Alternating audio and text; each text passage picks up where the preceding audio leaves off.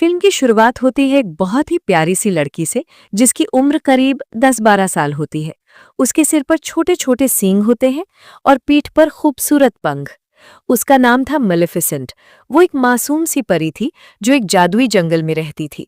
उसने आज तक बाहर की दुनिया नहीं देखी थी। यही जंगल उसकी पूरी दुनिया था। उस जंगल में हर तरह के जादुई और अजीब जीव रहते थे, लेकिन एक चीज नहीं थी, इंसान। फिर भी मेलेफिसेंट अपने जंगल में बहुत खुश थी। एक दिन वो जंगल में घूम रही होती है, तभी उसकी नजर एक छोटे से लड़के पर पड़ती है जो उसी की उम्र का होता है। मेलेफिसेंट उससे पूछती है, तुम कौन हो और यहाँ क्या कर रहे हो?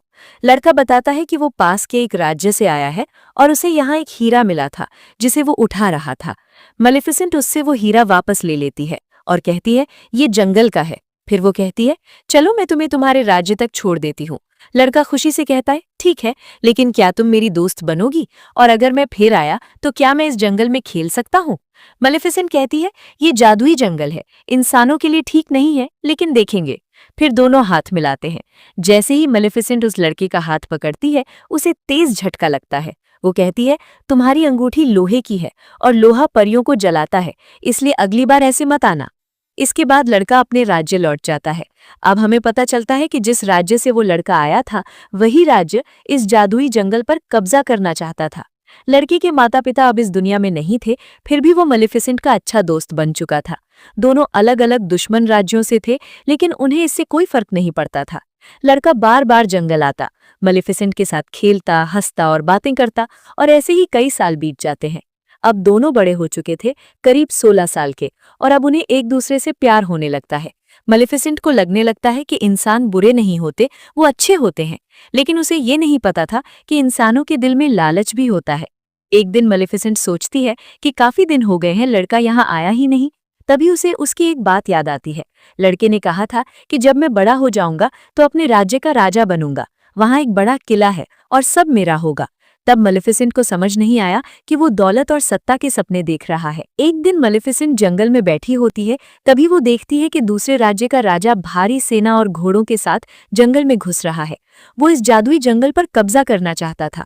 मेलेफिसेंट उस जंगल की रक्षक थी और अब वो पहले से कहीं ज्यादा ताकतवर हो चुकी थी। वो आगे बढ़कर राजा से कहती है कि तुम इस जंगल में नहीं आ सकते। राजा घमंड से कहता है, मैंने तुमसे इजाजत नहीं मांगी, और अपनी सेना को आदेश देता है कि मुझे इसकी लाश चाहिए। राजा की सेना जंगल में घुस जाती है, लेकिन तभी जंगल के अजीब और जादुई जीव घोड़ों पर बैठकर हमला कर देते हैं। चारों तरफ अफरा तफरी मच जाती है। राजा और उसकी सेना बुरी तरह घायल हो जाते हैं। डर के मारे सभी इंसान भाग खड़े होते हैं और चिल्लाते हैं कि ये जादुई जंगल है, हम इनसे नहीं लड़ सकते। आखिरकार राजा डर और हार के साथ अपने राज्य वापस लौट जाता है और जादुई जंगल एक बार फिर सुरक्षित हो जाता है। राजा बहुत बूढ़ा और कमजोर हो चुका था और उसमें लड़ने की ताकत नहीं बची थी। एक दिन उसने अपने राज्य के सारे लोगों को बुलाया और बोला, तुम सब जानते हो कि उस जादुई जंगल में बहुत खजाना है और शुरू से मेरा सपना रहा है कि हम उस जंगल पर कब्जा करें, लेकिन अब मेरी हालत ऐसी नहीं है कि मैं खुद जाकर लड़ सकूं। इसलिए मैं वादा करता हूं कि जो भी मेलेफिसेंट को मार कर आएगा, मैं अपनी बेटी की शादी उसी से कर दूंगा। ये सुनते ही भीड़ में से एक लड़का आगे आता है और कहता है, मैं जाऊंगा।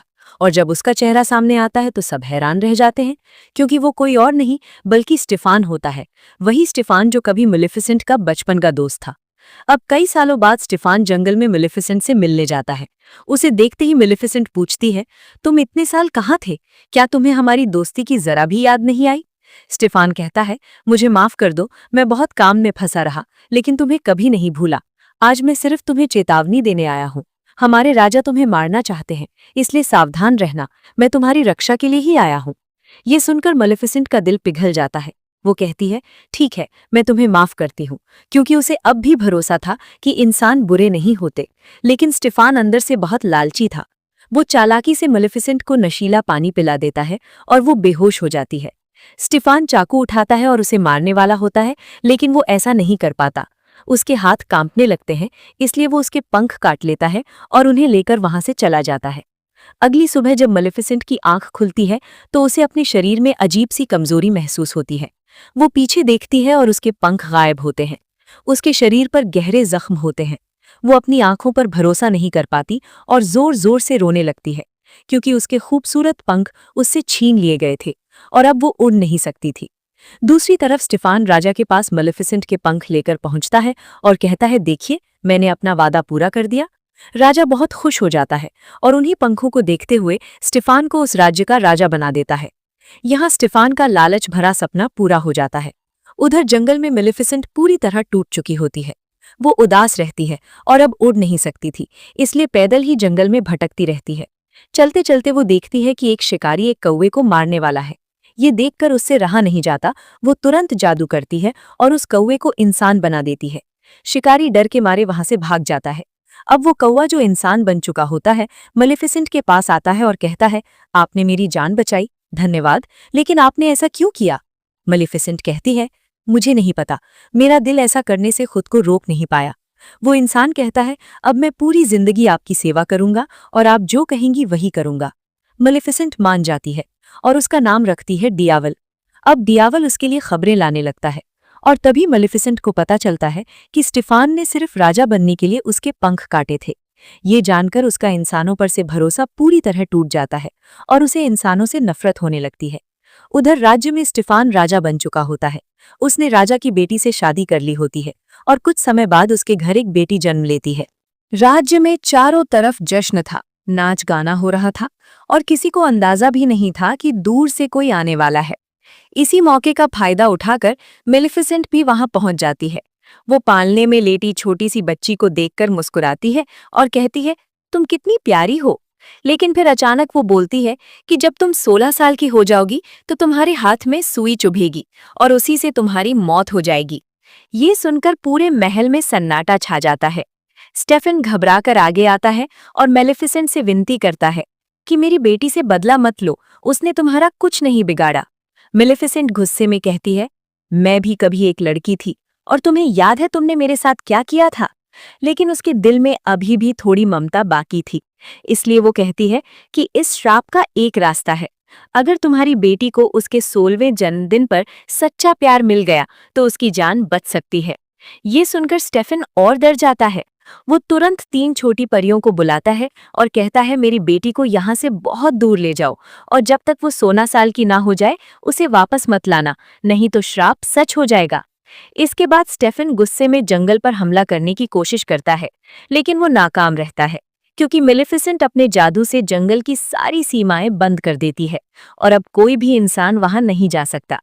अब कहानी स्टेफन की बेटी ऑरोरा की है। तीनों परियां उसे बहुत दूर ले जाती हैं, लेकिन मेलेफिसेंट को फिर भी पता रहता है कि ऑरोरा कहाँ रहती है। शुरू में वो ऑरोरा को डराने की कोशिश करती है, लेकिन छोटी ऑरोरा उसे देखकर डरने की जगह मुस्कुरा देती है। ये देखकर मेलेफिसेंट का दिल पिघलने लगता है, क्योंकि वो दिल से बुरी नहीं थी। जो 3 परियां ऑरोरा की देखभाल कर रही थीं, वो बहुत लापरवाह थीं।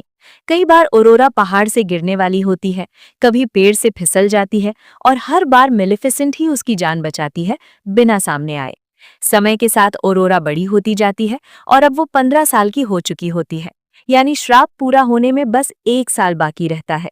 तीनों परियां उसे एक ऐसी जगह ले जाती हैं जो चारों तरफ ऊंचे पेड़ों से घिरी होती है।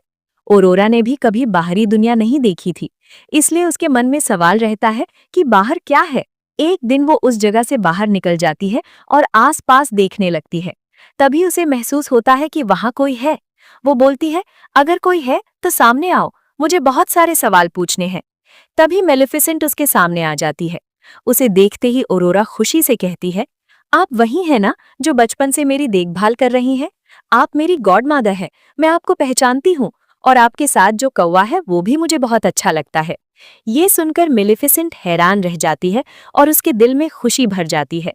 अब वो ऑरोरा से प्यार करने लगती है और नहीं चाहती कि उसका दिया हुआ श्राप पूरा हो। धीरे धीरे दोनों के बीच गहरी दोस्ती हो जाती है। वो साथ रहते हैं, साथ खेलते हैं और बातें करते हैं। उनका रिश्ता अब माँ और बेटी जैसा हो जाता है। जब प्रिंसेस ऑरोरा सो रही होती है, तब मेलेफिसेंट अपने जादू से उस श्राप को वापस लेने की कोशिश करती है, लेकिन उसे पता चलता है कि इतने साल पुराना श्राप अब वापस नहीं लिया जा सकता, खासकर तब जब उसके पूरा होने का समय बहुत पास आ चुका हो। ये जानकर मेलेफिसेंट बहुत घबरा जाती है, क्योंकि ऑरोरा का 16वां जन्मदिन करीब था। अब मेलेफिसेंट मन ही मन दुआ करने लगती है कि काश ऑरोरा को जल्दी उसका सच्चा प्यार मिल जाए ताकि श्राप टूट सके। अगली सुबह जंगल में प्रिंसेस औरोरा और मेलेफिसेंट बातें कर रहे होते हैं।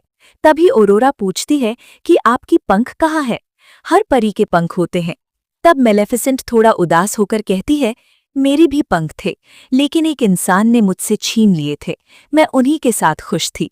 मैं आसमान में बहुत ऊंचा उड़ती थी और आज भी मुझे अपने पंख बहुत याद आते हैं। ये कहते कहते मेलेफिसेंट की आंखें भर आती हैं। तभी औरोरा उसे चुप कराती है और कहती है, चिंता मत कीजिए, कल मेरा 16वां जन्मदिन है। मैं इजाजत लेकर आपके साथ रहने आ जाऊंगी। आप अकेली नहीं हैं, मैं आपके साथ हूँ। लेकिन मेलेफिसेंट जानती थी कि ये इतना आसान नहीं है, क्योंकि सच्चा प्यार एक ही दिन में नहीं मिल सकता। वहां से प्रिंसेस औरोरा अपने घर की तरफ जाती है। रास्ते में उसकी मुलाकात एक लड़के से होती है जो उसी की उम्र का और बहुत प्यारा होता है। दोनों एक दूसरे को देखते ही पसंद करने लगते हैं। इसके बाद औरोरा अपने घर पहुंचती है और तीनों परियों से कहती है कि वो यहाँ से जाना चाहती है और मेलेफिसेंट के साथ रहना चाहती है। तीनों परियां ये सोचती हैं कि शायद औरोरा को सच का पता चल गया है कि उसके माता पिता जिंदा हैं और वो अपने असली घर जाना चाहती है। इसलिए उसके जन्मदिन से पहले ही वो उसे सब कुछ बता देती हैं। वो बताती हैं कि उस पर एक भयानक श्राप है और एक बुरी परी उसे मारना चाहती है, और वो परी कोई और नहीं बल्कि मेलेफिसेंट है। ये सुनकर औरोरा को यकीन नहीं होता। वो बहुत दुखी हो जाती है और तुरंत मेलेफिसेंट के पास जाती है और पूछती है, क्या ये सच है? मेलेफिसेंट प्यार से कहती है, हाँ, ये सच है। मैंने तुम्हें श्राप दिया था, लेकिन अब मेरा दिल बदल चुका है। मैंने ये सब तुम्हारे पिता की वजह से किया था। मैं तुम्हें मरते हुए नहीं देख सकती। मैं तुमसे बहुत प्यार करती हूँ। औरोरा बहुत दुखी होती है और वहां से भागकर अपने पिता किंग स्टेफन के पास चली जाती है। वहां जाकर वो अपने पिता को गले लगाती है और कहती है, पापा, मुझे आपकी बहुत याद आई। मुझे लगा मैं बिल्कुल अकेली हूँ। ये सुनकर किंग स्टेफन गुस्से में तीनों परियों को डांटता है और कहता है, मैंने कहा था कि औरोरा को उसके 16वें जन्मदिन के बाद ही लाना, फिर तुम उसे अब यहाँ क्यों ले आए जब श्राप पूरा होने वाला है? वो तुरंत अपने सैनिकों को आदेश देता है कि औरोरा को कमरे में बंद कर दो। उस कमरे में कोई नुकीली चीज ना हो और कोई भी अंदर बाहर न जाए। लेकिन राजा चाहकर भी श्राप को रोक नहीं पाता। जैसे ही औरोरा का 16वां जन्मदिन आता है, श्राप का असर शुरू हो जाता है। औरोरा खुद ब खुद उस जगह की तरफ चल पड़ती है जहां सूत काटने की मशीन होती है। वहां लगे नुकीले कांटे की तरफ वो खिंचती चली जाती है और जैसे ही वो उस सुई को छूती है, श्राप पूरा हो जाता है। फिर प्रिंसेस औरोरा बेहोश हो जाती है और गहरी नींद में चली जाती है। राजा बहुत परेशान हो जाता है क्योंकि अब उसकी बेटी कभी जाग नहीं पाएगी। मेलेफिसेंट भी बहुत दुखी होती है और वो उस लड़के को बुलाती है जिसे औरोरा रास्ते में मिली थी। उसे लगता है शायद ये दोनों एक दूसरे को पसंद करते हैं। अगर वो लड़का औरोरा से मिले तो शायद वो जाग जाए। मेलेफिसेंट उस लड़के के साथ उस जगह पहुंचती है जहां औरोरा सो रही होती है और वहीं मौजूद परी औरोरा की देखभाल कर रही होती है। वो किंग स्टीफन से कहती है कि आप अपनी बेटी के माथे पर एक चुंबन दे, शायद वो जाग जाए और शायद आप उसका सच्चा प्यार हो। लेकिन किंग स्टीफन कहता है, नहीं, मैं कभी किसी का सच्चा प्यार नहीं हो सकता। मैंने मेलेफिसेंट को धोखा दिया, इसलिए ये सब हुआ। अब जब मेलेफिसेंट वो लड़के को औरोरा के पास ले जाती है तो वो पास जाकर भी औरोरा को जगा नहीं पाता। ये देखकर मेलेफिसेंट को समझ आता है कि वो लड़का उसका सच्चा प्यार नहीं है। मेलेफिसेंट बहुत रोने लगती है और कहती है, मैं तुम्हें बहुत याद करूंगी। मैं तुम्हारी मुस्कान याद करूंगी। मैं तुम्हें कभी नहीं भूल पाऊंगी। कहते हुए मेलेफिसेंट अपनी आंखों में आंसू लेकर औरोरा के माथे पर चुंबन देती है और वहां से जाने ही वाली होती है, तभी उसे पीछे से आवाज सुनाई देती है, रुको गॉडमदर। ये आवाज प्रिंसेस औरोरा की होती है। हाँ, औरोरा का सच्चा प्यार मेलेफिसेंट ही थी, क्योंकि वो दिल से उससे प्यार करती थी। औरोरा कहती है, मैं तुम्हारे साथ जंगल में रहना चाहती हूँ। मेलेफिसेंट उसे अपने साथ ले जानी ही वाली होती है कि स्टीफन की सेना उन पर लोहे का जाल फेंक देती है जो परियों को जला सकता था। यहाँ मेलेफिसेंट असहाय हो जाती है। फिर वो अपने कौवे को ड्रैगन में बदल देती है और वो ड्रैगन अपने मुंह से आग निकालकर सभी लोगों को जला देता है, जिससे मेलेफिसेंट आजाद हो जाती है। लेकिन तब किंग स्टीफन भी वहां पहुंचता है अपने कुछ सैनिकों के साथ। उसने लोहे का कवच पहन रखा होता है और वो मेलेफिसेंट को हमेशा के लिए मारने के लिए तैयार है। इधर प्रिंसेस औरोरा मेलेफिसेंट के पंख देखती है। पंख हिल रहे थे जैसे उन्हें अपने मालिक का पता हो गया हो। औरोरा उन्हें छोड़ देती है और पंख अपने आप मेलेफिसेंट से जुड़ जाते हैं। मेलेफिसेंट फिर उन्हें पकड़ लेती है और स्टीफन को अपने साथ उड़ाती है, लेकिन उसे नीचे नहीं गिराती। स्टीफन हमला करने ही वाला होता है और दोनों किले की ऊंचाई से गिरने ही वाले होते हैं। स्टीफन मेलेफिसेंट के पंख पकड़ लेता है ताकि वो उड़ ना सके, लेकिन जैसे ही जमीन के पास पहुंचते हैं मेलेफिसेंट अपने पंख खोल देती है और उड़ जाती है। स्टीफन जमीन पर गिर जाता है और मर जाता है। अब वो लालची आदमी इस दुनिया में नहीं था और सब कुछ ठीक हो जाता है। अगली सुबह मेलेफिसेंट जंगल के चारों ओर जो सीमा बनाई थी उसे हटा देती है। वहां फूल फिर खिलने लगते हैं, हरियाली लौट आती है और वो प्रिंसेस ऑरोरा से कहती है, अब तुम इस जंगल की रानी हो। अब राज्य और जंगल दोनों साथ में हैं। सब लोग अब खुशहाल जीवन जीने लगे। यहाँ मेलेफिसेंट पार्ट 1 खत्म हो